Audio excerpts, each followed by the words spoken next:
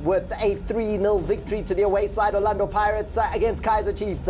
And what happened yesterday as well, Stellenbosch just a little bit too strong for Amazulu, and Polokwane City doing it away from home as well. So far this weekend in the Betway Premiership, it's the away sides that have been dominating. But all eyes were on today, and listening to Coach Cedric Kaizer, I don't know if I've ever heard a coach be quite as honest about his assessment of how his team performed.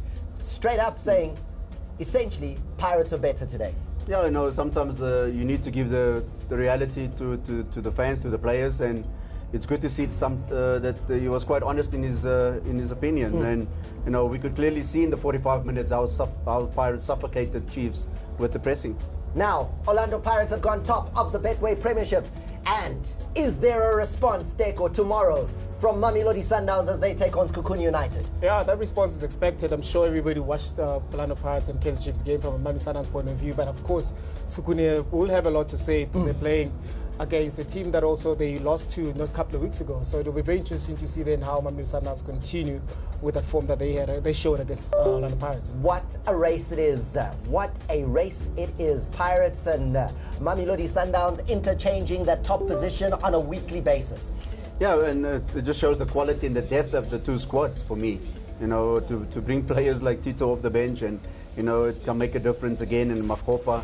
It shows that, and we spoke about it even before the game, you don't have to start with these players all the time. And the fact that they can rotate, and when you bring in players, it's just as equal as the others. Sekhukhune, though, they did state top three beginning of the season was their goal. They're in that position right now. 3 points against Sundowns would be huge. Well, that's why it's a massive game for them tomorrow. You know, you close that gap and you stay in contact with the top two. Chiefs have lost that now in some respect. It's not going to be easy going to Richards Bay and get a result because they're also fighting for their lives. Every game now until the end of the season, every team will play for something. Then, looking at the bottom half of the Betway Premiership, what is it looking like down in the basement? It's looking bleak for Modise, because now the game in hand is gone and it's starting to show. It is starting to show. I mean, they've been struggling, of course, this season. I mean, with 2 wins. And I thought it's a team that can actually use the home ground very well, because we know how difficult it is to play in Seshego. Last season, not this season. Even in Seshego, it's very difficult to play in Last season. Have you played in Seshego? Last season. Let me tell you about Seshego. Yeah, but I'm saying not this season. I hear what you say. Seshego last season. Where are they playing now? No, it was a fortress. I'm saying they should continue using Seshego Stadium as that, because then it is difficult to play in Seshego Stadium. Yes.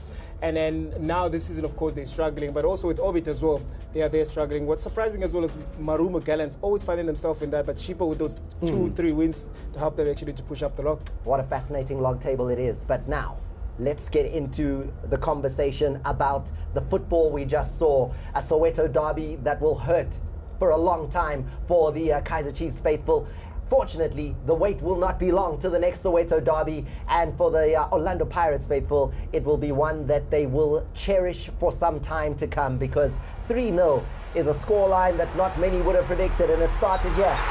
Coach Cedric Kaizer seemingly upset by the fact that it's a short corner.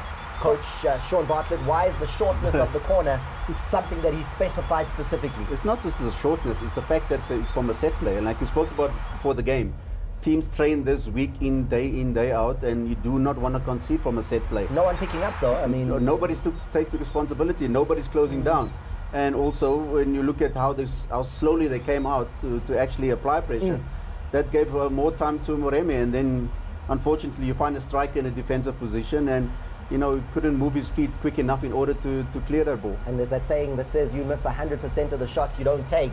Moremi believing in himself there, shooting, and it ends up in the net with that deflection off Silva. Yeah, I mean, there was so many players just to try and be inside the box. That they defended with 11 players. Of course, you're going to try and take a shot. But this one here, look at the pass from, Mufukeng, being able to spot Uwapulis on the left-hand side. We spoke about them, Munyani, being unable to close down in that space a little bit quicker, but also Apulis has still had a lot of job to do. You know, to open his body, to make sure that, he placed it very nicely on the far post where Vuma was. And his awareness of where he is, Apollos. Well, I was going to say, because that's the first thing. He was in an offside position, but he stepped back before the pass came, and he kept himself onside because McCarthy was still the furthest defender back. But that first touch, it sets himself up to open his body, and just to find the net on the far post. So great finish.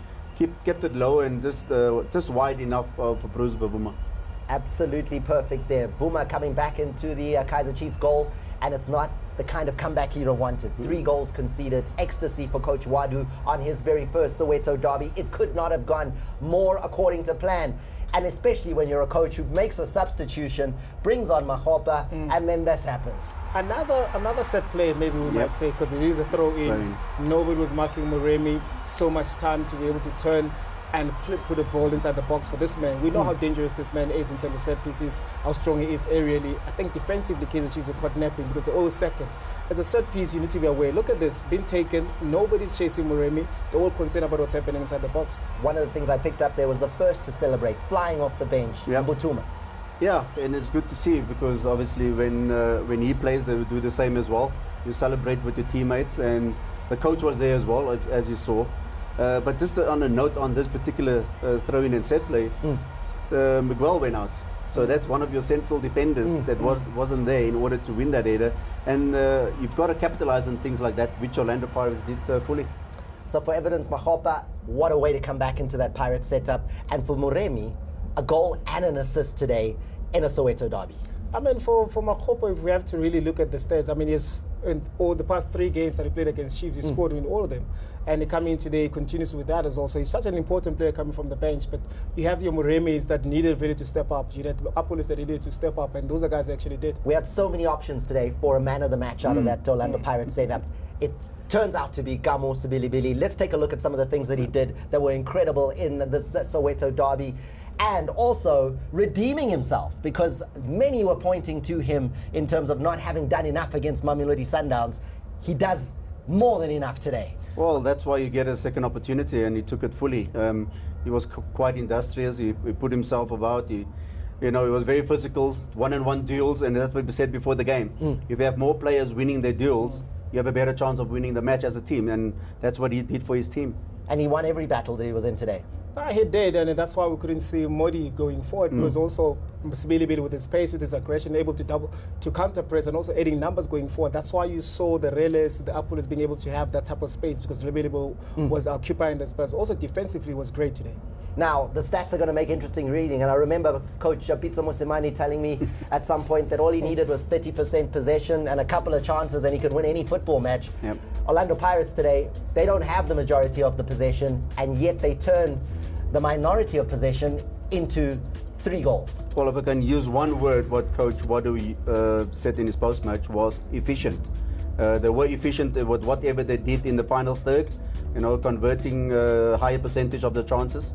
And I think that's what it comes down to. And if you can continuously do that and keep clean sheets, it gives you a great chance of obviously competing for the league. And Pirates doing exactly what they've been doing all season.